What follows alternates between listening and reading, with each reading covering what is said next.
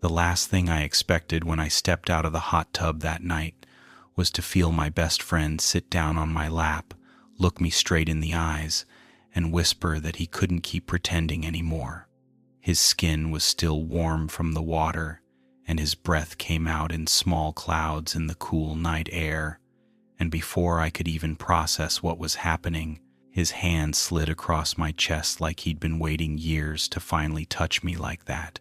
For a second, I actually thought I was dreaming, because I'd spent half my life imagining what it would feel like to have him this close. And now it was happening without warning, right here in the middle of the woods.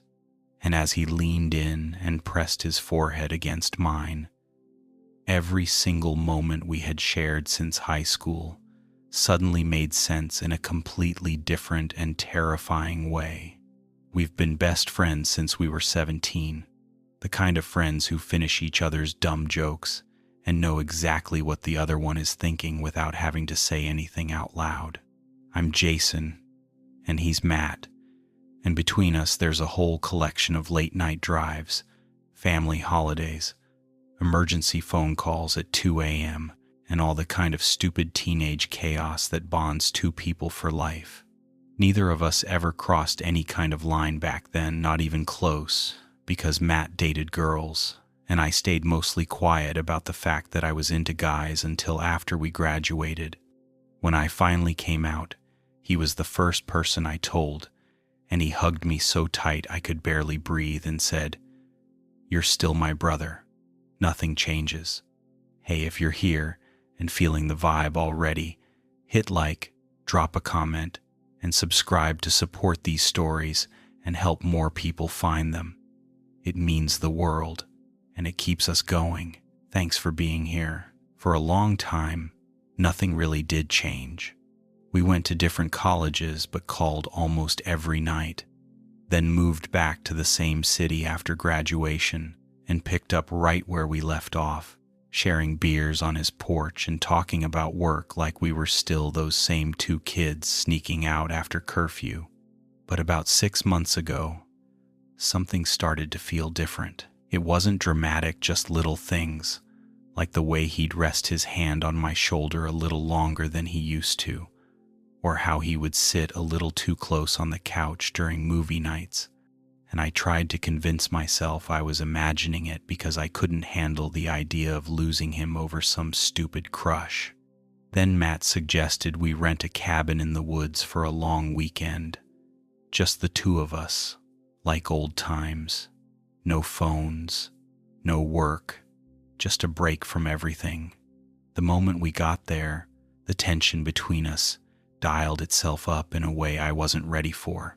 He kept smiling at me when I wasn't looking, bumping my hip with his while we cooked, wrapping his arm around my shoulder when we walked down to the lake, and each time it happened, I felt my pulse hit a new record.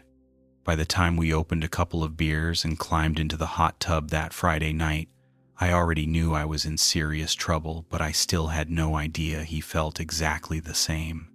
We sat side by side in the hot tub, steam rising into the cold air, both of us laughing about some story from high school that we've told 100 times. At one point he went quiet, leaned back against the edge, and stared at me for a long time like he wanted to say something but didn't know how to start. Then, without warning, he stood up and stepped out of the tub, water streaming down his chest, and sat down right in my lap, his voice shaking slightly as he said, "I swear to God, Jace, I can't keep pretending I don't want you." For a full second after he said those words, I couldn't move. His hips were pressed against my thighs. His fingers curled lightly over my shoulders, like he wasn't sure if I might shove him away or pull him closer. And the way he was looking at me made it absolutely clear that this wasn't a joke or some drunken stunt. Matt's voice trembled just a little when he repeated himself, softer this time, almost like it hurt to say it. "I don't want to pretend anymore." And in that single moment I felt every memory we'd ever shared shift into something new, like somebody had flipped a switch and turned every laugh, every hug, every long car ride into a line that had been slowly leading us right here. I managed to breathe out his name, but before I could finish the sentence, he leaned forward and pressed his forehead against mine, his breath warm and shaky, and whispered, "I know I said I was straight. I really thought I was. But it's you. It's always been you." My heart slammed so hard I thought he might feel it through my chest, and without even thinking, I brought my hands up and held his waist just to steady him, just to keep him there for one more second.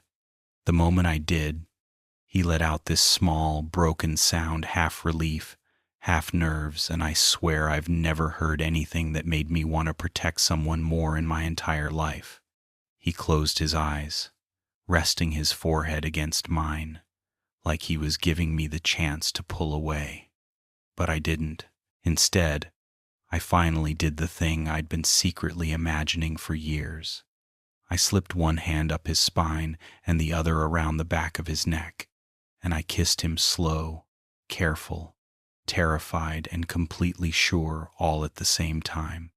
For a second, he froze, like he couldn't believe it was actually happening, and then he melted into the kiss with this soft, desperate sound that made every nerve in my body light up. His hands came up to cup my face like he was afraid I might disappear, and the kiss deepened, slow and heated, until he broke away with a shaky laugh and whispered against my lips, "I have wanted to do that for so long, dude. I thought I was losing my mind."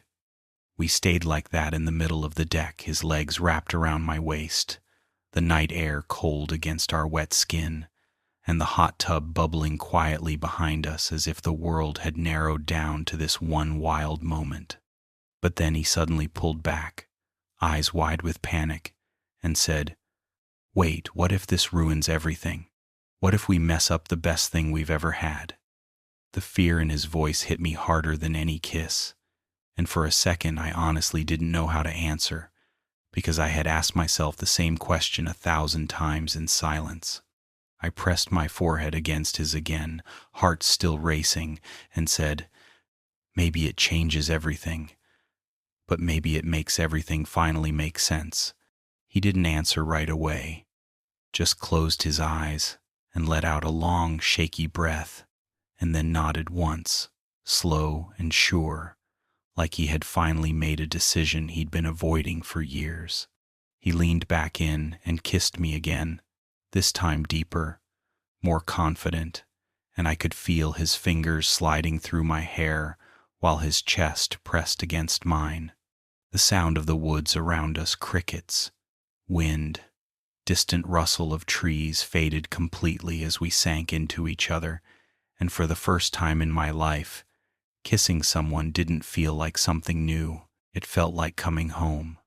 And just when I thought I couldn't fall any deeper, he pulled away again, eyes dark and serious now, and whispered, "Take me inside. I want all of you tonight." For a split second, I just stared at him, stunned by the raw honesty of those words, hanging in the cold night air, and I could tell by the way his chest rose and fell that he was terrified I might say no.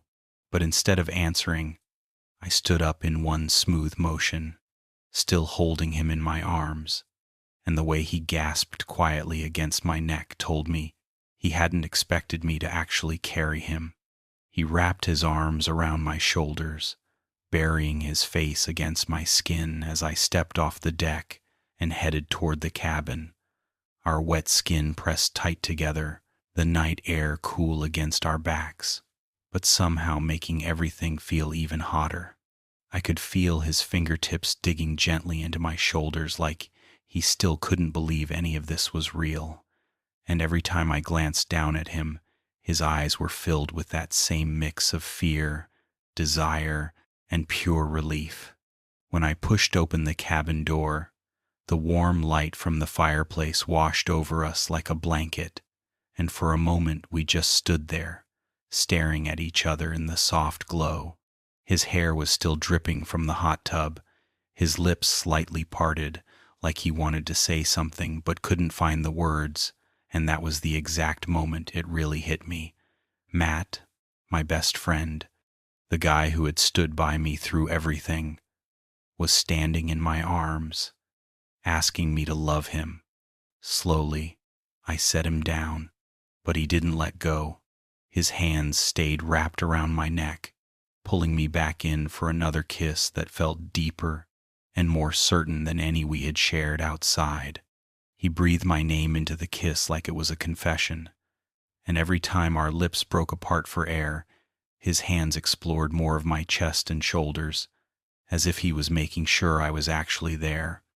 I moved us toward the fireplace, the glow flickering across his skin as I gently pressed him back onto the thick rug. He let out a soft, breathless laugh and ran his hand down the center of my chest, whispering, "This feels insane, but it also feels like the only thing that's ever made sense."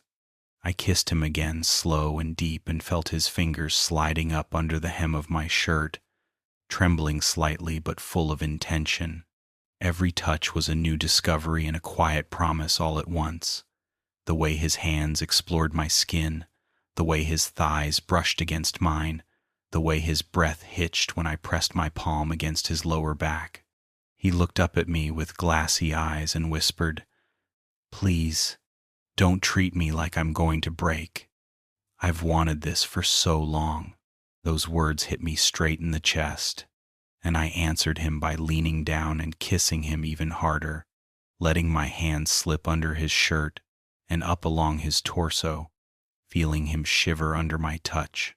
He moaned softly into the kiss, wrapping his legs around my waist and pulling me even closer, so there was no space left between us at all. And in that moment, I knew there was no going back, and I didn't want to. This wasn't just lust or a reckless mistake made in the middle of nowhere. This was years of trust and unspoken love finally breaking through the surface. Just as his fingers reached for the hem of my shirt to pull it over my head, the power suddenly flickered and the entire cabin went completely dark. For half a second we froze in complete darkness, the silence so thick it felt like even our breathing had stopped. The fire was still glowing behind us, throwing just enough light to turn his face into warm shadows, and when our eyes met in that flicker of orange, something shifted from nervous to electric. Matt let out a low breath of surprised laughter and whispered, "Guess the universe wants us to slow down." But the way he said it, voice deep, lips swollen from our kisses, didn't sound like he wanted to slow down at all. Before I could respond, he slid his hand behind my neck and pulled me into another kiss, using the darkness to let go of the last bit of hesitation still hanging between us. The crackle of the fireplace and the soft patter of rain starting on the cabin roof became the only sounds around us, and every single touch felt amplified, like the darkness had sharpened every sense. I could feel every inch of his body pressed against mine, his fingers fisting gently in my shirt as he kissed me deeper, his breath shaky and hot against my mouth. I slid my hands up under his shirt again, this time pulling it slowly over his head and tossing it aside, and the glow from the fire illuminated his bare chest in a way that made my throat tighten with pure want. He reached up and pulled my shirt off too, and when our skin finally pressed together from chest to hip, he let out a quiet sound that made my entire body ache. "Jason," he breathed, his voice thick and full of something I'd never heard from him before, something vulnerable and desperate and completely honest. I leaned down and pressed my lips to his neck, kissing slowly along his jaw, and felt him shiver beneath me like every touch was brand new. His hands slid down my back, fingertips tracing slow, careful lines, and he tilted his head back with a soft gasp when I nipped gently at his earlobe. Every movement was slow and deliberate, As if we both knew this wasn't just about desire, it was about finally crossing a line we'd tiptoed around for years. He grabbed my wrist suddenly and brought my hand to his chest, covering it with his own, pressing it over his heartbeat. "Feel that?" he whispered, his voice a little shaky. "That's because of you. It's always been because of you." The honesty in those words hit harder than any kiss, and I felt something inside me crack wide open as I leaned in and kissed him again, deeper, slower, with every ounce of feeling I'd been holding on to for so long. He wrapped his legs tighter around my waist, pulling me even closer as I began to kiss down his chest, taking my time, letting him feel every single moment of it. The storm outside started to pick up, rain hitting the roof in steady waves, and the lights flickered once more in the kitchen, but we didn't care. In the glow of the fire and the sound of the rain, he looked at me with eyes full of emotion and whispered, "Please, don't stop." And I didn't.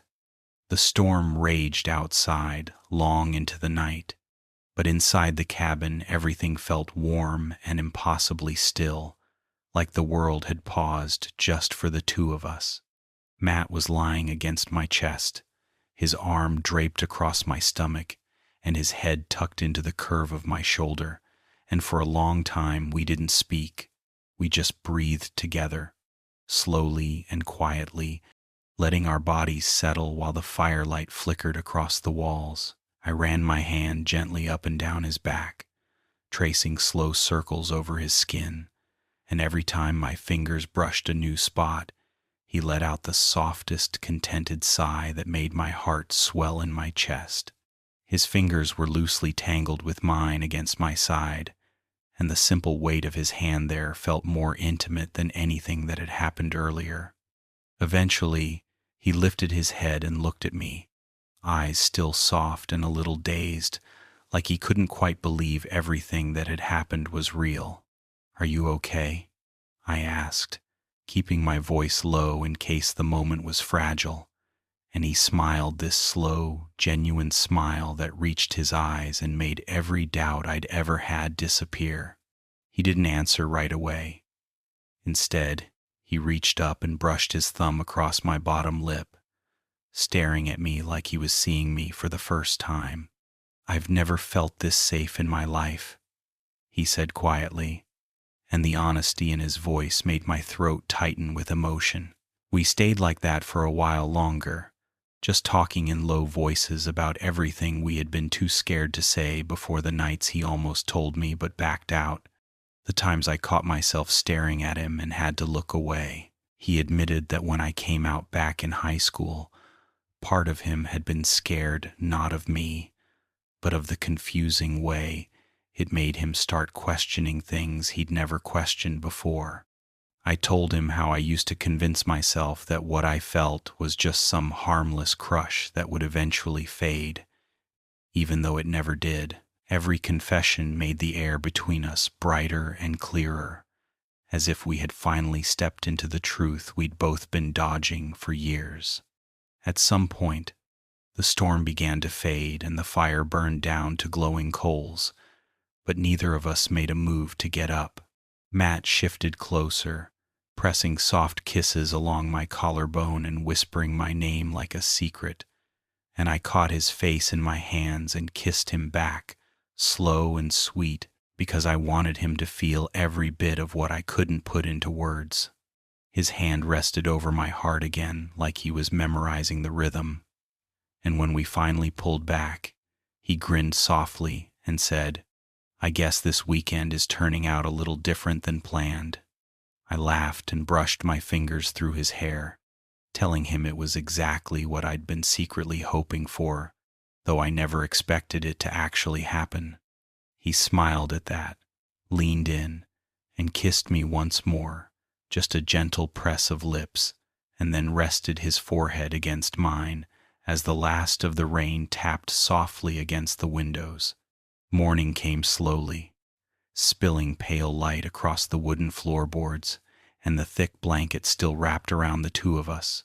I woke up to the soft sound of birds outside, and the even softer sound of Matt breathing beside me, his head resting on my shoulder and his fingertips still loosely curled against my chest like he didn't want to let go even in his sleep. For a minute, I just watched him, trying to take in every small detail, the way his hair fell across his forehead, the relaxed curve of his lips, the slight flush still lingering on his cheeks. After everything we'd been through together over the years, it felt completely surreal to be lying there with him in my arms, not as his best friend, but as something far more real and fragile and important. He stirred as soon as I brushed a strand of hair away from his face, blinking up at me with sleepy eyes that softened almost immediately when he realized where he was. A slow smile spread across his face, and he mumbled, "Morning," in this rough, warm voice that sent a shiver straight down my spine. "Morning," I whispered back, and before either of us said anything else, he leaned in and gave me the gentlest kiss. Nothing rushed or heated, just a quiet, sweet press of his lips that felt like a promise. He pulled back just a little and murmured, "Last night wasn't a mistake, right?" As if he already knew the answer, but still needed to hear me say it. I slipped my hand behind his neck and pulled him into another kiss, slower, deeper, and when I finally broke away, I whispered, "It wasn't a mistake. It was everything I've ever wanted." His shoulders relaxed in this visible way, like the last bit of tension he'd been carrying for years finally melted out of him, and he let out a soft laugh that sounded almost like relief. We stayed wrapped around each other for a long moment before he sat up and looked around the room with his hair sticking up in every direction, running his fingers through it as he laughed softly and said, "We probably need coffee, or I'm never getting off this floor." I grinned, rolled to my feet, and offered him my hand, and the way he accepted it, lacing our fingers together as easily as breathing, made my chest feel impossibly full. We moved around the kitchen like we'd always done, bumping into each other and cracking stupid jokes. Except this time, every little touch carried a kind of warm awareness that made even the simplest movements feel intimate. Matt stood behind me while I made coffee, sliding his arms around my waist and resting his chin on my shoulder, and I swear I could feel his smile against my skin as I stirred the sugar in his mug. At one point he whispered, "Can you believe it took us 10 years and a hot tub in the woods to figure this out?" And I laughed, turning around to kiss him softly before saying, "Better late than never." The way he smiled at that eyes bright and full of something beautiful made me realize that whatever happened next, we'd face it together.